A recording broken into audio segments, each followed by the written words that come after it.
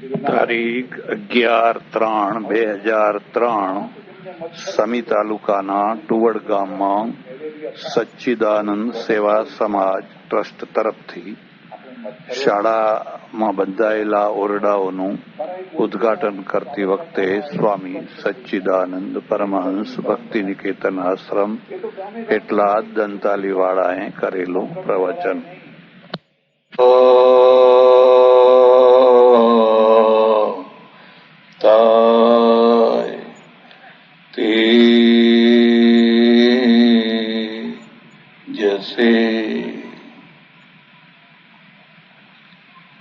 આજની સભામાં અતિ વિશેષ વ્યક્તિ તરીકે પધારેલા આ ભાગના સાંસદ સભ્ય ભાઈ શ્રી પ્રવીણભાઈ રાષ્ટ્રપાલજી, ટુવડ ગામના બધા જ વિશિષ્ટ મહાનુભાવો, મંચ ઉપર બિરાજેલા બધા વિશિષ્ટ મહાનુભાવો, સજ્જનો અને બહેનો,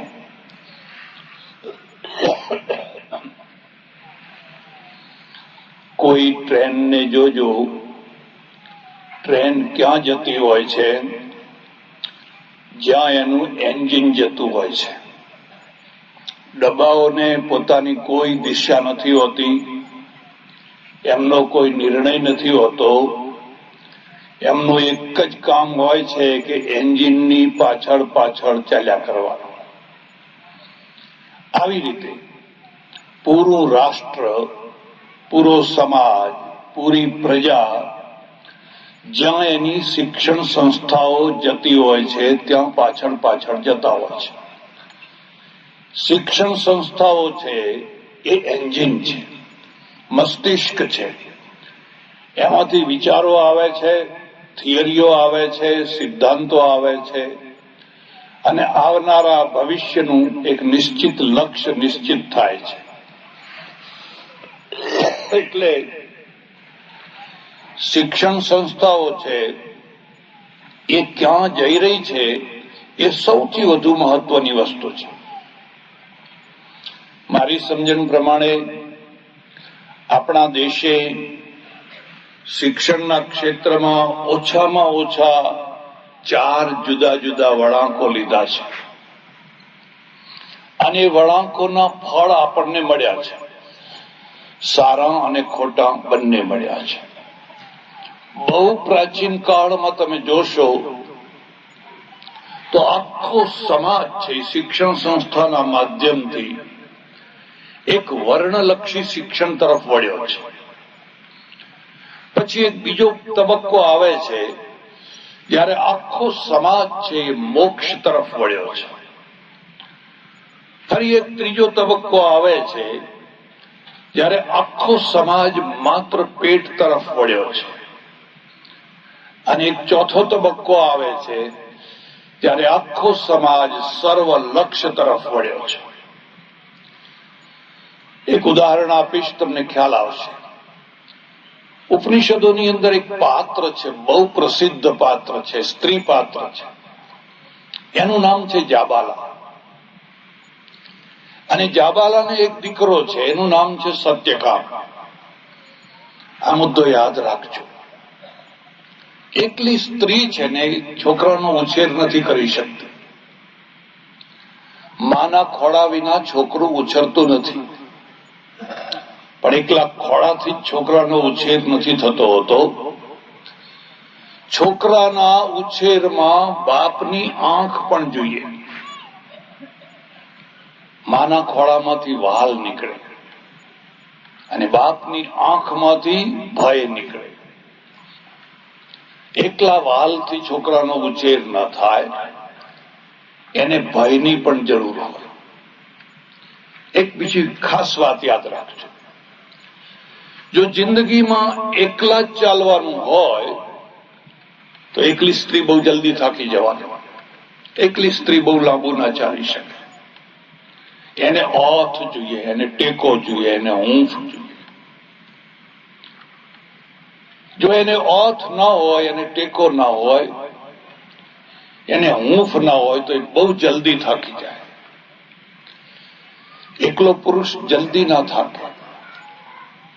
એ ઓથ વિના, ટેકા વિના, હૂંફ વિના પણ જીવી શકે, પણ જેવું તેવું બરાબર ના જીવી શકે.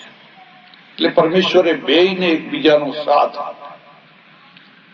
બંને એકબીજાના સાથી બનો, સહયોગી બનો. જાબાલા એકલી છે, એને પુરુષનો સાથ નથી. અને એક છોકરો છે 8-9 વર્ષનો, એને ઉછેરીને મોટો કરવાનો છે.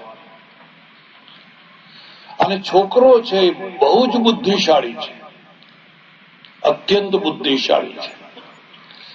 આ મુદ્દો યાદ રાખજો. બદામ ખાવાથી બુદ્ધિ નથી આવતી. જો બદામ ખાવાથી બુદ્ધિ આવતી હોત તો કોઈ પૈસાદારના છોકરા કદી ફેલ થયા હોત. એ તો બિચારા એમના ઘરમાં તો જયારે જુઓ ત્યારે બદામો જ બદામો છે. જે સૌથી વધારેમાં વધારે સારા ગુણાંકમાં પાસ થતા હોય છે તો મ્યુનિસિપાલિટીની લાઇટે ભણતા હોય છે. આપણા ઋષિમુનિઓ બદામ નતા ખાતા. એ તો જંગલી ધાન, જેને શું પેલો મોરૈયો, એવું બધું જે લુખ્ખું ધાન કે રાજગરો, મોરૈયો, એવું ખાતા હતા. બુદ્ધિ તો ભગવાનની આપેલી આવે છે, ઈશ્વરીય ભેટ હોય છે. અને ભગવાન જયારે કોઈને આપે છે ત્યારે ન્યાલ કરી નાખે છે. ચપટી ભરીને આપે ને, મુઠ્ઠી ભરીને આપે ને, દોથો ભરીને આપે, ન્યાલ કરી નાખે છે. છોકરો બહુ બુદ્ધિશાળી છે, પણ એને ભણવાનું મળતું નથી. એને ભણવું છે, એના સાથીદારો કેટલાય ભણવા લાગી ગયા છે, પણ આ છોકરાને ભણવાનો ચાન્સ નથી મળતો. એ રોજ એની માને કહે છે, મારે ભણવું છે, મારે ભણવું છે, મને ભણાવો, મને ભણાવો, મને ભણાવો. માં બિચારી શું કરે, એને ભણાવી નથી શકતી. હું તમને એક ખાસ વાત કરું છું. જે અનાથ હોય, જે નિરાધાર હોય, જેને મદદની જરૂર હોય, એને પહેલી મદદ કરો. એને પહેલી મદદ કરો. ઢગલા ઉપર ઢગલો ના કરો, ટેકરા ઉપર ટેકરો ના કરો, ને ખાડામાં ખાડો ના કરો. તમારું દાન એવું હોવું જોઈએ કે જેમાંથી માનવતા ઉભી થાય. પણ માણસો જલ્દી આ રસ્તાને સ્વીકારી નથી શકતા હોતા. હું કુંભ મેળામાં ગયેલો. એક મોટા તંબુમાં મારો ઉતારો. એમાં એક મંડલેશ્વર, એક ભાગમાં મંડલેશ્વર ને એક ભાગમાં હું, બંને મિત્રો હતા. એ સવાર થાય અને મોટી ગાદી, આલી શાન, બધા ગાદી, તકિયા, ફલાણું ફલાણું લગાવીને બેસી જાય. આગળ ચાંદીનો પેલો પાટ રાખેલો, એના ઉપર 200, 500, 1000 રૂપિયાની નોટો મૂકે. મેં કહ્યું, અત્યારે સવારના પોરમાં હજુ કોઈ આવ્યું નથી અને આ પૈસા ક્યાંથી આવ્યા? અને કે તમે સમજતા નથી, પૈસા મૂકીએ તો પૈસા આવે, એમને એમ ના આવે. એટલે પહેલા આપણા ઘરના મૂકવા પડે. જે આવે ને જુએ કે હા, એટલે તરત જ ગજવામાં હાથ. ઓહો, મેં કહ્યું, આ કોઈ કાશીના શાસ્ત્રમાં તો આવું કઈ ભણવામાં નથી આવતું. મને કે મંડલેશ્વર થવું હોય તો એકલા કાશીના શાસ્ત્રથી ના થવાય, બીજા શાસ્ત્રો બધા ભણવા પડે. આને વ્યવહાર શાસ્ત્ર કહેવાય. મારા એક ઉસ્તાદ કવ્વાલીકાર છે, બહુ મસ્ત કવ્વાલી બોલે. કવ્વાલી આખી રાત તમે સાંભળો તો ઊંઘનું મટકું ના આવે. એમણે મને ખાસ વાત કહી. મને કે જો અમારે 2 પ્રકારના માણસો અમારા પોતાના આગળ બેસાડવા. મેં કહ્યું કેમ એમ? અરે કે ન કરે નારાયણ, અને કોઈ ઊંઘણસી આવીને આગળ બેઠો ને ચોખા ખાવા માંડે તો આપણું તો આવી જ બને. અને આ ઊંઘણસીઓને ખાસ ટેવ હોય, સૌથી આગળ આવીને જ બેસે. થાંભલો જુએ કે આ થાંભલો હારો છે, અને જેવા મહારાજની કથા શરૂ થાય એટલે એમનું ઊંઘવાનું. ભાઈ એને ખબર છે કે મને જોકા આવે છે, તો પણ પડે જઈને બેસ ને. આ બહેનો પણ નાના નાના છોકરા મારો એ આગળ આવીને જ બેસે, પછી એમને વચ્ચે ઉઠાડવા પડે ત્યારે તકલીફ થાય. એમને થાય, અમને થાય, બધાને થાય, પણ એ માને જ નહીં તમારે. એટલે મને કે અમારા જ માણસો બેસાડવાના, અને વાહ ઉસ્તાદ, વાહ ઉસ્તાદ, વાહ ઉસ્તાદ એમ કરે ને એટલે અમને પાનો ચડે, તો ગાવામાં મજા આવે. અને એ જ માણસોને શીખવાડી રાખેલું કે તમારે તાલીઓ પાડવી. કેમ કે પાછળ તો તાલીઓ પાડનારા છે જ. પછી ઘણા લોકોને ખબર નથી હોતી કે આ તાલીઓ શાની પડી, પણ આ પાડી એટલે આપણે પાડો એમ. કોઈ કઈ તાલી પાડી એટલે આપણે. ડોંગરે મહારાજની સપ્તાહનું ઉદઘાટન કરવા જવાનું થયેલું. બે ઉપર બાજુમાં બેઠેલા, એમનો જ આગ્રહ હતો સ્વામીજીને બોલાવો, સ્વામીજીને બોલાવો. 2 વાર બોલાવ્યો મને. હવે મારી મુશ્કેલી એ કે મેં તો મારું પ્રવચન પૂરું કર્યું ને એમની કથા શરૂ થઈ અને મને જોકા શરૂ થયા. જોકા એવો છે કે એને રોકો તો રોકાય નહીં. એ મેં કોઈ ગમે ત્યાં બેઠો હોત તો કોઈની નજર ના પડો. હવે અહીં સ્ટેજ ઉપર બેઠો છું અને બધા મને જોઈ રહ્યા છે, મારાથી જોકા રોકાતા નથી. પછી અમારા 2-4, 5-10 બહેનો પણ આગળ બેઠેલા ઓળખીતા. તો હું જોઉં કે ડોંગરે મહારાજ જરાક રડવાનો ટોન કરે એટલે તરત જ આંખમાં દર આંસુ આવવા માંડે, રડે. મને આંસુ ના આવે, કઠોર હૃદય, સમજો. પછી બીજા 3જા દિવસે એ બહેનો બધી ડોશીઓ મળી. અરે મેં કહ્યું તમે તો ડોંગરે મહારાજ કથામાં બહુ રડ્યા, તો શું સમજીને રડ્યા છે? મને કે સમજવાની વાત નહીં, એ અમુક ટોન કરે એટલે ખબર પડે કે રડવાનું આવ્યું. અમુક અવાજ બદલે એટલે આપણને ખબર પડી જાય કે એ રડવાનું. એટલે હવ રડતો હોય તો આપણે રડવું પડે એમ. ઓહો હો હો હો. આ લોકો કેવા છે? પાછળ ચાલનારા છે. એમાં કોઈને ખબર. તમે આગળ વાળા તાલીઓ પાડો એટલે પાછળ વાળા તો તાલીઓ પાડવાના જ છે. એટલે જાબાલા છે ને, જાબાલા ઓથ વિનાની છે, હૂંફ વિનાની છે, ટેકા વિનાની છે, એકલી છે. અને છોકરો બહુ બુદ્ધિશાળી છે અને હઠ લઈને બેઠો છે, ભણવું છે, મને ભણાવો, મને ભણાવો, મને ભણાવો, મને ભણાવો. માં થાકી ગઈ. એને કહ્યું બેટા જો હું તને ભણાવી શકું એમ નથી, મારી શક્તિ નથી, પણ તારે જો ભણવું હોય તો તું તારી જાતે કોઈ ગુરુકુલમાં જઈને દાખલ થાય. એ છોકરા આમ જો, ગુરુકુલમાં, કોઈ ઋષિકુલમાં, કોઈ તું તારી મેળે દાખલ થઈ જા. હું તને ભણાવી શકું એમ નથી. એક બીજો મુદ્દો યાદ રાખજો. આપણા દેશમાં આપણે ભગવાન માટે જેટલું કર્યું છે અને કરીએ છીએ એટલું માણસ માટે નથી કરતા. ભગવાન માટે શું નથી કર્યું આપણે? સોનાના છત્ર જોઈએ તો કે લાવો, ચમર જોઈએ તો લાવો, ચાંદીનું ફલાણું જોઈએ તો લાવો, ફલાણું જોઈએ તો લાવો. એક જગ્યાએ દર્શન કરવા ગયો, સાધુ મારા ઓળખીતા હતા, ખાસ સંપ્રદાયના, સાથે આવ્યા હાથ પકડીને. મેં જોયું ભગવાનને, ઓહો 2 થી 4 કિલો સોનું ભગવાન ઉપર ચડાવ્યું હશે, જાત જાતના દાગીના, જાત જાતના, અને 4 રાડો ઘડિયાળો, 2 હાથમાં 2 પગમાં. મેં જરા મશ્કરીમાં કહ્યું કે આ 2 હાથમાં ઘડિયાળ છે એ તો બરાબર છે, કે એકમાં ભારતનો ટાઈમ જુએ, એકમાં અમેરિકાનો જુએ, એ તો બરાબર છે, પણ આ 2 પગમાં કેમ લગાવી છે? મને કે અમે શું કરીએ, આ ભક્ત લોકો ચડાવે એટલે અમારે બાંધવી પડે, હાથે જગ્યા નથી, પગે બાંધી છે. એના કરતા કોઈ કોલેજના છોકરાને આપો તો બિચારો એનો ઉપયોગ કરે. અને કે કોલેજના છોકરાને આપવા માંડીએ પછી કોઈ ચડાવે જ નહીં. આ તો ભગવાન માટે છે, કોલેજના છોકરા માટે નથી, આ તો ભગવાન માટે છે. અને પછી મેં જોયું કે આ અંગૂઠા જેટલા જાડા સળિયા એની જાળી છે અને આવડું મોટું પેલું ખંભાતી તાળું લગાવેલું છે.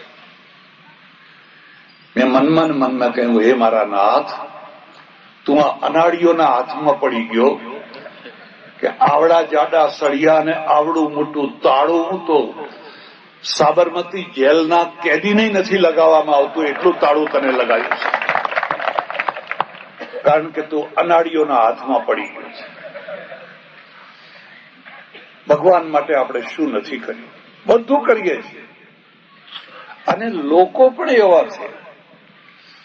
હું અહીંયા ટુવડમાં આવું અને તમને બધાને કહું, ભાઈ પટેલ, ફલાણા બેન, આજ તો મારે કેસરિયા દૂધ પીવાનું મન થયું છે, થોડી ઇલાયચી નાખો, જાયફળ નાખો, બદામ નાખો, પિસ્તા નાખો, ખૂબ કઢો અને પછી મને આપો તો મને તો કેવું જુઓ મહારાજ થયા છે, કેસરિયા દૂધ પીવાનું મન થયું છે. તો મહારાજ શું કામ થયા? એટલે અમારે એવું નહીં કહેવાનું. અમારે શું કહેવાનું? ઠાકોરજી કો ભોગ ધરાના હૈ. મારે પીવું છે એમ નહીં કહેવાનું.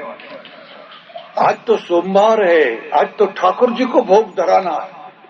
પછી જો તમારે બહેનો બધી બહાર એના છોકરાને દૂધ ના પીવડાવે પણ ઠાકોરજીને કે, અને ઠાકોરજી બિચારા એટલા ભલા માણસ છે, એક ટીપુય પીતા નથી. એ બધું એમને એમ પડ્યું હોય. પછી આપણે પીવો કે આપણા માણસોને પીવડાવો.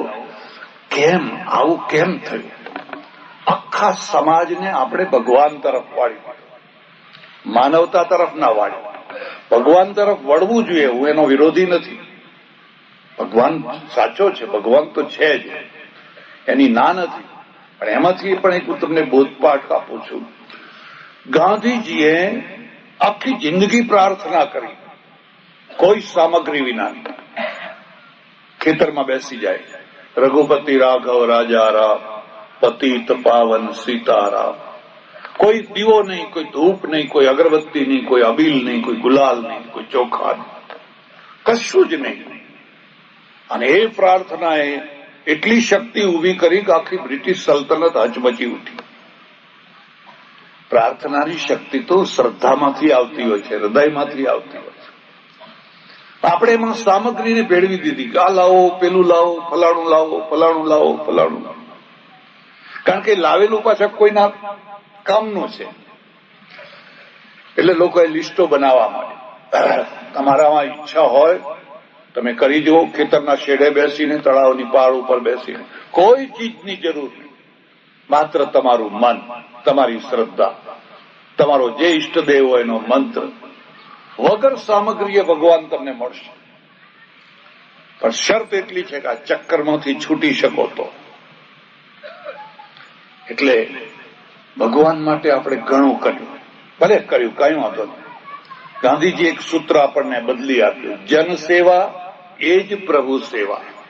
તમે પ્રભુ સેવા કરો પણ જન સેવા કરો, એ જ પ્રભુ સેવા છે. એના પરિણામે આવી રહ્યા છે.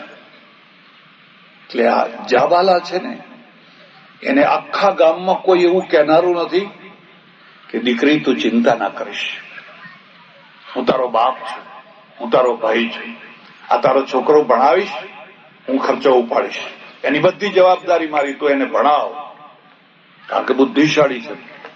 એવું કોઈ ના નીકળે. ગામ કઈ તરફ વળ્યું હતું? ભગવાન તરફ. અને ભગવાન માટે તો લાખો રૂપિયા ખર્ચતું, કરોડો રૂપિયા ખર્ચતું. પણ માનવતા માટે જે જાગૃતિ જોઈએ એમાં લોકોનો દોષ નથી. લોકો તો કેવા છે, તમે જેવા ઘડો એવા ઘડાય. એટલે જાબાલાએ હારીને થાકીને કહી દીધું, હું તને નહીં ભણાવી શકું. તારે ભણવું હોય તારી મેળે કોઈ ગુરુકુળમાં જા, દાખલ થઈ જા અને ભણ. એક બીજી વાત યાદ રાખજો, કેટલાક માણસો છે એ જિંદગી ભર કોઈના ટેકાના દ્વારા ઉભા હોય છે, પોતાના પગ ઉપર ઉભા જ નથી હોતા. કોઈના ને કોઈના ટેકાના આધારે ઉભા હોય છે, બચપણથી છેલ્લી ઘડી સુધી. અને કેટલાક લોકો એવા હોય છે કે જેને જિંદગીમાં કદી ટેકો મળ્યો જ નથી હોતો. એ બચપણથી જ પોતાના ટેકે ઉભા હોય છે, પોતાના પગે ઉભા હોય છે. પેલાને તો આ ટેકો, પેલો ટેકો, ફલાણો ટેકો, ફલાણો ટેકો, ફલાણો ટેકો. એટલું યાદ રાખજો, જે માત્ર પારકા ટેકે ઉભા હોય છે કે ચાલતા હોય છે એને જીવનની ખબર નથી હોતી. જીવનની ખબર તો એને હોય છે જે પોતાના પગ ઉપર ઉભો હોય છે, ઉભું રહેવું પડ્યું છે, એને ખબર હોય છે. કહ્યું જા, તું જા અને જ્યાં તને જગ્યા મળે ત્યાં તું દાખલ થઈ જઈ. તમને ખબર હોય કે ન હોય, બ્રાહ્મણના બાળકને જયારે જનોઈ આપે છે પછી એની છેલ્લી વિધિ છે કે બળવો દોડાવે છે. એ બળવો દોડાવે, એને કહે છે કે હવે દોડ, જા, જ્યાં તારે ભણવું હોય ત્યાં જા, તારી મેળે કોઈ ગુરુકુળમાં દાખલ થઈ જજે. હવે તો એ માત્ર લીટું રહી ગયું છે, હવે કઈ કોઈ ભણવા જતા, પણ એના પાછળનો હેતુ છે કે હવે તું આજથી તારા પગ ઉપર ઉભો થઈ જા. આપણા પ્રજાપતિભાઈ છે, એમને પૂછી જોજો, અમેરિકામાં આજે પણ બળવો દોડે છે.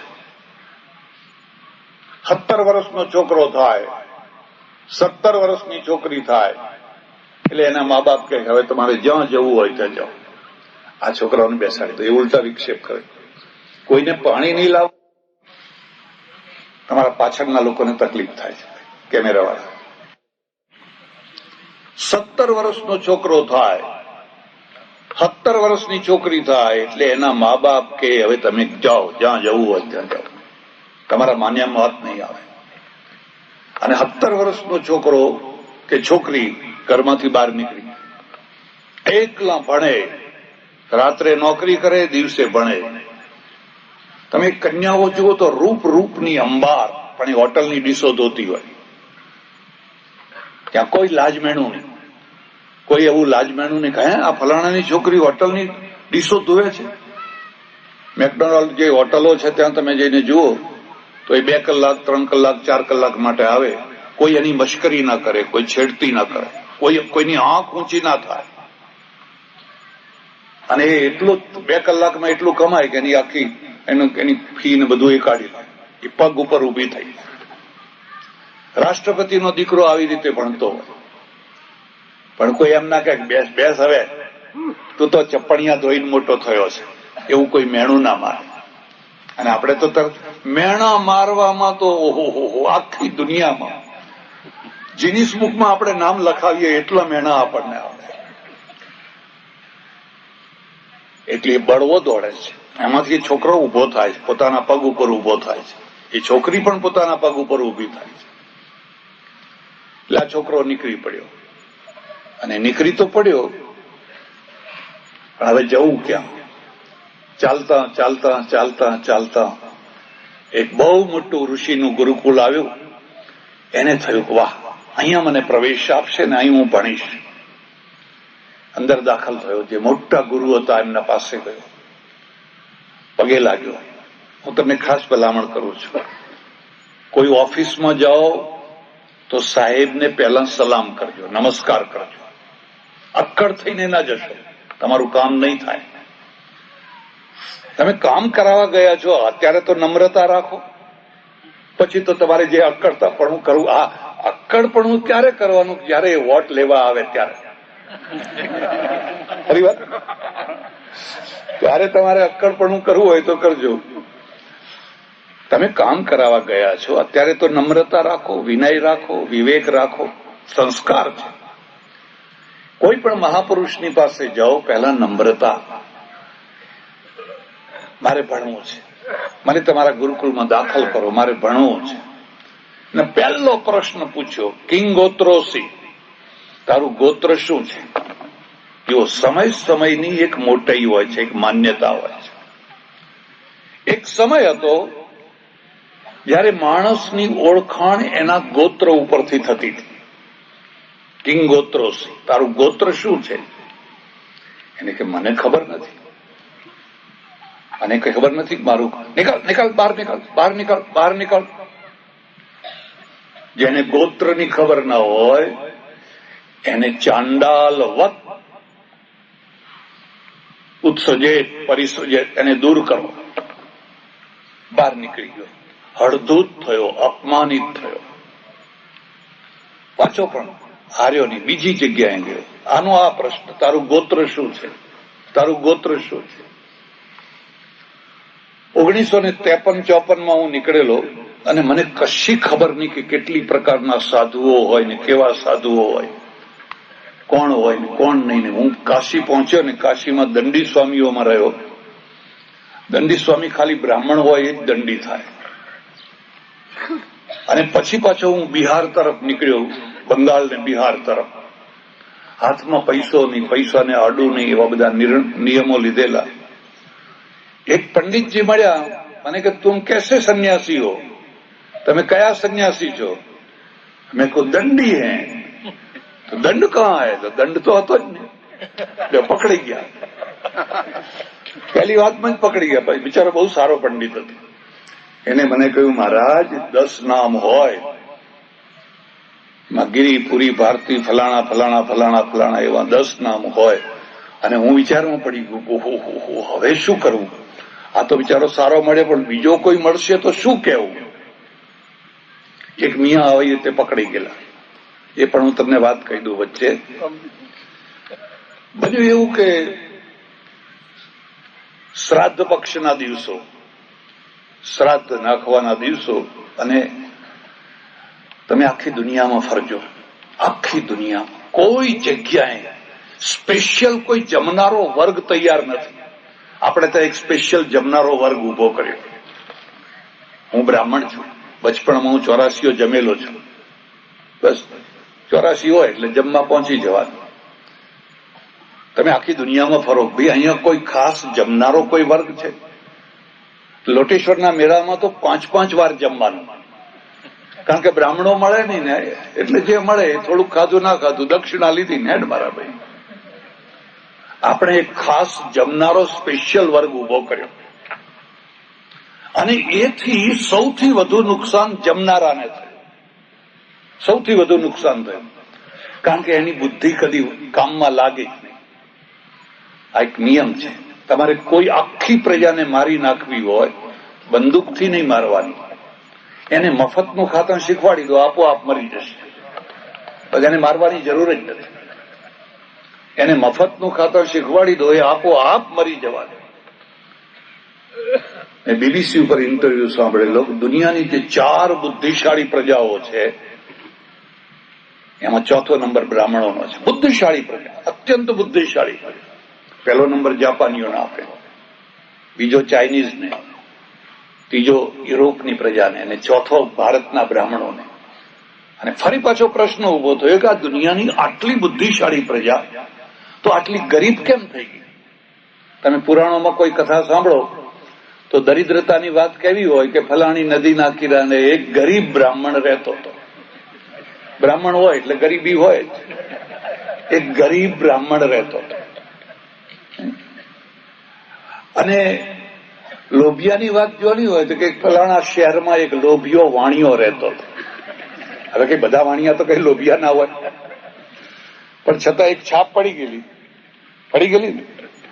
એટલે એક લોભિયો વાણિયો રહેતો હતો, એક ગરીબ બ્રાહ્મણ રહેતો. આ ગરીબ થયો કેમ? કારણ કે સીધું લઈને ખાતો થયો એટલે. નહીં તો એ ગરીબ થાય જ. હું કાશીમાં રહું, અને કાશીમાં બિરલા શેઠ દર વર્ષે આખી કાશીના બધા બ્રાહ્મણોને જમાડે. બધા બ્રાહ્મણો લાખો રૂપિયા ખર્ચો કરે, બહુ દક્ષિણા આપે. એકવાર મેં પૂછ્યું, મેં કહ્યું, ભાઈ તમે આખી કાશીના બધા બ્રાહ્મણોને જમાડો છો, લાખો રૂપિયા ખર્ચો છો, એના કરતા આ રકમ કોઈ બીજા સારા કામમાં લગાવો નહીં. મને કે નહીં સ્વામીજી, આપ સમજતે નહીં, ये भी हमारा व्यापार है. મને કે આ અમારો વ્યાપાર છે. કેવી રીતે? મને કે દેખો, ये दुनिया की बुद्धिशाली प्रजा है. અમને આમ જ લગાડી રાખો, જમવામાં સીધામાં જ લગાડી. જો એ ઊભી થઈ અને અમારા ધંધામાં પડી તો અમારું ચોપટ કરી નાખે. તો એ અમારો ધંધો ચોપટ કરી નાખે. માટે અમને આમ જ લાગી રાખો. એક સમય હોય છે ત્યારે તમારું એન્જિન ક્યાં ચાલે છે જોવાનું હોય છે. બીજું ગુરુકુળ, ત્રીજું ગુરુકુળ, ચોથું ગુરુકુળ, પાંચમું ગુરુકુળ. કઈ એને ધક્કા ખાધા, કઈ ધક્કા ખાધા, કઈ ધક્કા ખાધા. કોઈ દાખલ ના કરે. એક જ કારણ આવે, તારું ગોત્ર શું છે, તું કયા ગોત્રનો છે. બે પ્રકારના પુરુષો હોય છે, બે પ્રકારના મહાપુરુષો બે પ્રકારના હોય છે. એક એવા હોય છે કે મોટું કામ હાથમાં પકડે, પણ જરાક અડચણ આવે તરતું મૂકીને જતા રહે, નહીં મારે નથી કરવું, મારાથી નહીં થાય, ઠોકર વાગી નહીં, ખસ્યા નહીં, ભાગ્યા નહીં. અને એક એવા હોય છે કે ગમે એટલી ઠોકરો વાગે, ગમે એટલું નુકસાન થાય, ગમે એટલું અપમાન થાય, ગમે એટલું દુઃખ પડે, પણ લીધેલું કામ ના છોડે, ના છોડે તે ના જ છોડે. બીજો નંબર છે ને એવો કોક જ નીકળતો હોય છે, અને એ જ ઇતિહાસનું નિર્માણ કરતો હોય છે. આ છોકરો બિચારો રખડી રખડી રખડી રખડીને થાકી ગયો, પણ હારી ના ગયો. થાક એવો હોવો જે તમને હાર ના પહોંચાડે.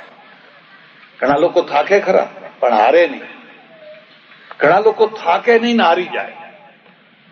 દુકાળ પડ્યો છે, દુકાળ પડ્યો છે, દુકાળ પડ્યો છે. એકેનું કપડું ફાટેલું તો દેખાતું નથી, ખાલી સ્કૂલમાં પૈસા આપવાના થાય ત્યારે દુકાળ પડ્યો છે.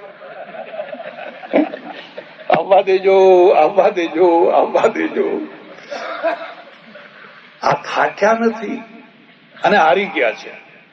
પહેલા દુકાળ પડતો, અને એ દુકાળ છે એ ભયંકર દુકાળ હતો ત્યારનો. અત્યારે તો આ દુકાળમાં લોકો ઘણા ખરા તો ઈચ્છે છે કે દુકાળ પડે, કારણ કે એમનો ધંધો ચાલે. દુકાળના નિમિત્તે પણ ધંધા ચાલતા હોય છે. એટલે ઘણા લોકો છે થાકે ખરા પણ હારે નહીં. રાણા પ્રતાપ આખી જિંદગી યુદ્ધ લડ્યો, થાક્યા ખરા પણ હાર્યા નહીં. હારવાની વાત મચક નહીં આપી. અને જયપુર ને જોધપુરના જે રાણાઓ હતા, રાજાઓ હતા, એ થાક્યા વિના જ હારી ગયા. એ બાદશાહને કહ્યું તમારે જે જુએ એ માગી લો, તમારી દીકરી આપો કે લઈ જાઓ ને બાપા, તમારી બહેન આપો કે લઈ જાઓ ને. એ થાક્યા નહીં પણ હારી ગયા. પ્રતાપ થાક્યો ખરો પણ હાર્યો નહીં. એટલે ફોટો અત્યારે પ્રતાપનો પૂજાય. જોધપુર કે જયપુરના રાજાનો કોઈ ફોટો રાખે, એનો કોઈ ના રાખે. તમે કેટલા અડીખમ ઉભા રહી શક્યા. ધરતીકંપ થયો અને ધરતીકંપમાં મારે રાપર જવાનું થયું, અને રાપર છે ત્યાં લોકો તીડની માફક તૂટી પડે. તંબુ આપો, અનાજ આપો, ફલાણું આપો, ફલાણું આપો. 10-10 ઘરમાં પડ્યા હોય, 15-15 પડ્યા હોય, લાઈન લગાવી દે પાછા. આપો જ આપો, બીજી વાત નહીં. મને એક માણસે કહ્યું કે આ આખા રાપરમાં એક હરિજન છે, વણકર છે, એ માણસનું ઘર પડી ગયું છે, પણ એ કોઈની પાસેથી કશું લેતો નથી. કોઈ આપવા જાય તો એ લેતો નથી. અરે મેં કોઈ એના તો દર્શન કરવા જોઈએ. એ તો દુર્લભ માણસ કહેવાય, એના તો દર્શન કરવા જોઈએ. પછી એને બોલાવ્યો. મેં કહ્યું તું કેમ કોઈની પાસેથી કશું લેતો નથી? મને કે માં, જ્યાં સુધી ભગવાને મને 2 હાથ આપ્યા છે ત્યાં સુધી મારે લાંબો હાથ કરવાનો હોય જ. ઓહો, આ દર્શન કરવાને યોગ્ય માણસ છે. હા, મારા હાથ ન હોય, હાથ ના ચાલતા હોય, પછી હું લાંબા હાથ કરું, આપજો મા બાપ, આપજો મા બાપ, આપજો મા બાપ, તો ઠીક છે. પણ ભગવાને મને 2 હાથ આપ્યા છે. મારું ઘર હું જાતે ઊભું કરીશ, હું પોતે ઊભો થઈ જઈશ. મારે કોઈનો દાન ધર્માદો જોઈતો નથી. હવે એના દર્શન કરવા કોઈ નથી જતું. કેમ? માળાઓ નથી પહેરી, કઈ ટીલા ટપકા કર્યા નથી, કઈ દેખાવ કર્યો નથી, એટલે એના દર્શન કરવા કોઈ. લોકો તો આડંબરને દર્શન કરવા જાય છે. આપણે અહીંયા શું હોય છે ખબર છે? પેપરમાં એડવર્ટાઇઝ આપે, બરફના મહાદેવ બનાયા છે, બરફના મહાદેવ. એક સજ્જન આયા, મને કે અમારે ઘીના મહાદેવ કર્યા છે, તમે એનું ઉદ્ઘાટન કરવા આવશો? મેં કહ્યું ના. મને કે કેમ? મેં કહ્યું કે મૂરખ, ઘીના લાડવા થાય, ઘીના મહાદેવ ના થાય. તો ઘીના લાડવા બનાવે તો ઉદ્ઘાટન કરવા આવું તો એકાદ હું એ ખાઉં. હવે ઘીના લાડવા બનાવવાની જગ્યાએ તે ઘીના, મને કે લોકોના ટોળે ટોળા આવે ને પછી આપણા લાડવા જ છે.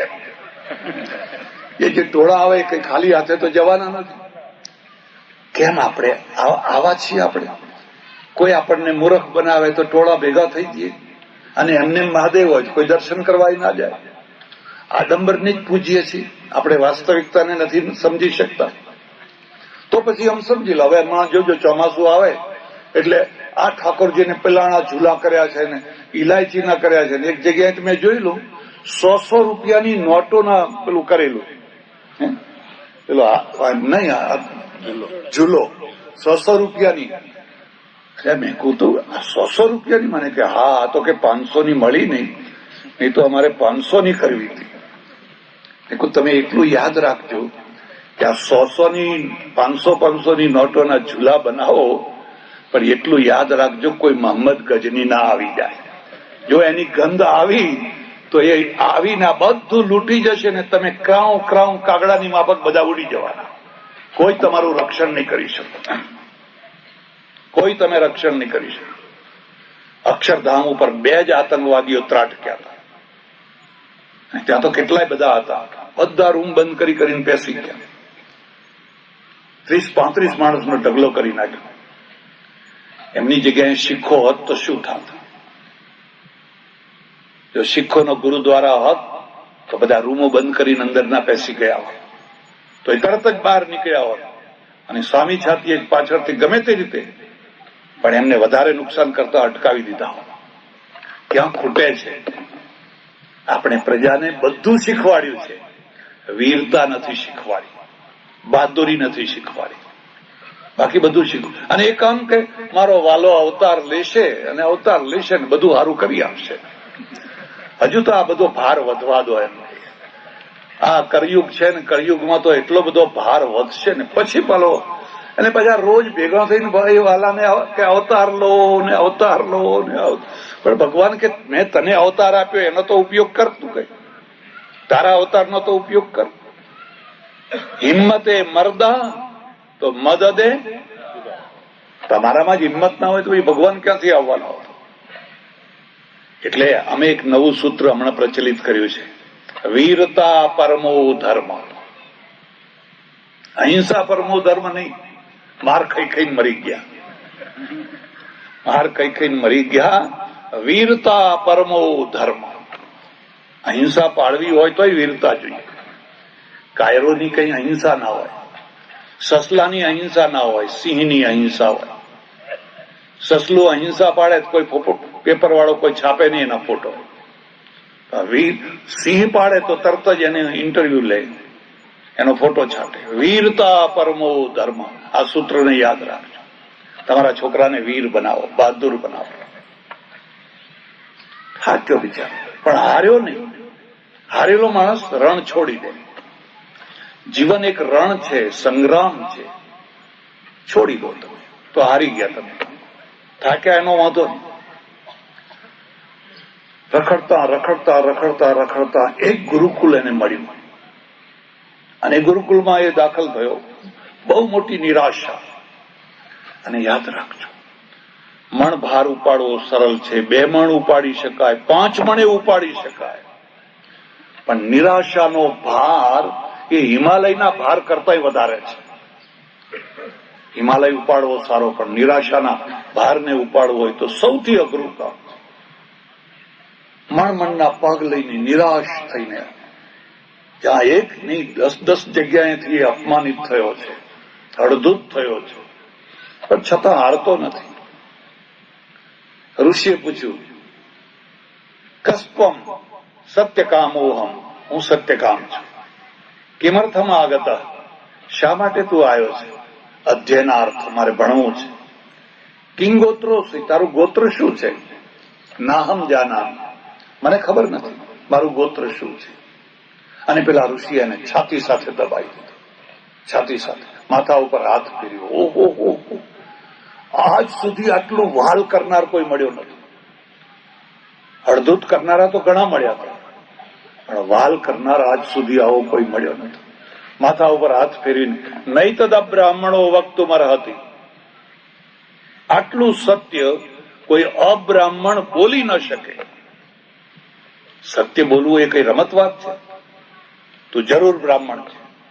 પેલાને કહ્યું દાખલ કરી દો, આ છોકરાને દાખલ કરો અને હું એને ભણાવીશ. ગોત્ર વિના પણ એ ભણાવનાર જે ઋષિ છે, હરિદ્રુમત નામના ઋષિ છે. દુનિયામાં બે ટ્રેકો ચાલતી હોય છે, એક ઉદાર વિચારધારાવાળી ને એક સંકુચિત વિચારધારાવાળી. તમારા ઘરમાં પણ એવું જ હશે, ગામમાં પણ એવું હોય. બે ઘર ઉદાર વિચારવાળા હોય અને 98 ઘર છે ને એ રૂઢિવાદી હોય, જૂની વાત, જૂની લકીરના ફકીર. પણ એક બે ઘર તો ઉદાર હોય જ.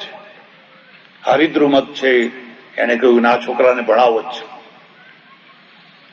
પછી તો બહુ મોટો વિદ્વાન થયો. મારે એની ચર્ચા નથી કરવી. મારે તમને આટલો જ મુદ્દો કહેવો છે કે એ સમયમાં જે પહેલું એન્જિન શિક્ષણ ક્ષેત્રનું આગળ ચાલતું હતું એ વર્ણનું ચાલતું હતું, ગોત્રનું ચાલતું હતું. વર્ણના આધારે, ગોત્રના આધારે માણસ ભણી શકતો હતો. એટલે એકલવ્ય ના ભણી શક્યો. એકલવ્ય બહુ હોશિયાર છોકરો હતો, પણ એ ભણી ન શકે. પણ એ હાર્યો નહીં. પાછો એ હાર્યો નહીં. તમે નહીં ભણાવો તો કઈ નહીં, હું તમારી મૂર્તિ મૂકીશ, તમારી મૂર્તિ પાસેથી હું ભણીશ. અને મૂર્તિ પાસેથી એવું ભણ્યો કે દ્રોણને ખબર પડી કે આ તો અર્જુન કરતા મોટો થઈ ગયો. અને અર્જુન કરતા કોઈ મોટો ના થવો જોઈએ, કારણ અર્જુન મારો શિષ્ય છે. એટલે તારો ગુરુ કોણ? કે તમે. મેં તો તને પણ, અરે આ મૂર્તિ જુઓ, મૂર્તિના દ્વારા હું ભણ્યો છું. એમ તો તું મને ગુરુ માને છે? તો ગુરુ દક્ષિણા આપી તે? કે ના, કે અત્યારે આપ. બોલો ગુરુ, શું આપું તમને દક્ષિણા? તારો અંગૂઠો કાપી આપ. છટ દઈને અંગૂઠો કાપી દે. આ બીજી પરીક્ષામાં એને પરાકાષ્ઠા બતાવી દીધી. અર્જુને કદાચ અંગૂઠો ના કાપી આપી શક્યો. બીજું માગો, આવું મગાતું હશે? એને ફટ દઈને કાપી આપ્યો. એમાંથી શું બોધપાઠ લેવાનો? આપણે બાદ બાકીનું ગણિત શીખ્યા. બાદ બાકી. અર્જુન માઇનસ એકલવ્ય, અર્જુન માઇનસ કર્ણ, એટલે આપણી પાસે ખાલી એકલો અર્જુન જ રહે. જો તમે સરવાળાનું ગણિત શીખ્યા હોત, અર્જુન પ્લસ એકલવ્ય, અર્જુન પ્લસ કર્ણ, તો તમારી પાસે 3 સેનાપતિઓ થાય. તો આ દેશની દુર્દશા ના થઈ હોય. પણ આપણે બાદ બાકીનું ગણિત શીખ્યા અને બાદ બાકીના ગણિતે આપણી દુર્દશા કરી નાખી. હવે તો આપણે સરવાળાનું ગણિત શીખીએ, આ બાદ બાકીના ગણિતને હવે તો બંધ કરીએ. એક પીરિયડ પૂરો થયો. દેશનું પતન એમને નથી થતું. ગુલામી એમને નથી આવતી. ક્યાંથી આવી આ ગુલામી? આપણે આ વિચારોમાં જ ત્રુટી આવી. ફરી એક બીજો પીરિયડ આવ્યો. આ વાત પૂરી થઈ, ઋષિઓની વાત પૂરી થઈ. હવે આવ્યા શ્રમણો. શ્રમણો ટોળે ટોળા, સાધુ સાધુ સાધુ સાધુ જ સાધુ, ભિક્ષુઓ જ ભિક્ષુઓ, સાધુઓ જ સાધુ. સાધુમાં અને ઋષિમાં બહુ મોટું અંતર છે. આપણો સુવર્ણ યુગ છે ઋષિઓનો. ઋષિને પત્ની છે, એને બાળકો છે, એને ગુરુકુળ છે, એ સમાજને ભણાવે છે. છોકરાઓને ભણાવીને સમાજને પાછા આપે છે. તમે જોજો, પ્રાચીન કાળમાં સાધુ તમને દેખાશે જ, ભાગ્યે સાધુ પણ દેખાશે. બધા ઋષિઓ છે. ઉપર શિખર ઉપર બેઠેલો માણસ, અને પોતાના પગ ઉપર ઉભો છે, સ્વાવલંબી છે. પછી સાધુઓ આવ્યા, અને સાધુઓએ આપણને 2 વાતો શીખવાડી. મોક્ષ મેળવી લો, મોક્ષ મેળવી લો. 84 લાખ યોનિઓ ભટકીને આવ્યા છો. કેટલી વાર તમે રાજા થયા, ચક્રવર્તી રાજા થયા, ઇન્દ્ર થયા, મચ્છર થયા, ભૂંડ થયા, કૂતરા થયા. ઓહો, ક્યાં રખડી. મનુષ્ય દેહ માંડ મળ્યો છે. હવે મોક્ષ મેળવી લો. પણ જો તમારે મોક્ષ જોઈતો હોય તો 2 વસ્તુઓનો ત્યાગ કરવાનો. ત્યાગથી મોક્ષ મળે. પેલા ઋષિ ત્યાગ ઉપર ભાર નથી મૂકતા, કર્તવ્ય ઉપર ભાર મૂકે છે. અહીંયા ત્યાગ ઉપર બે વસ્તુઓનો ત્યાગ કરવા, એક સ્ત્રીનો ત્યાગ કરો, એક પૈસાનો ત્યાગ કરો, તો તમને મોક્ષ મળે. એટલે લોકોએ પૈસાનો ત્યાગ કર્યો, સ્ત્રીઓનો ત્યાગ કર્યો, અને ત્યાગ કર્યો એટલે પછી એના બધા દોષો બતાવવા માંડ્યા. સ્ત્રી માયાનું રૂપ છે, આવું છે, તેવું છે, પૈસો પાપ છે, ફલાણું છે, આવું છે. એ બે આખું ભાર એના ઉપર આવ્યું. કોણ કેટલો મહાન છે એનું માપ એ નીકળે કે કેટલો દુઃખ ભોગવે છે. ઉઘાડા પગે ફરે છે, વાળ ખેંચે છે, ઉપવાસ કરે છે, એ કેટલા દુઃખો ભોગવે છે એના આધારે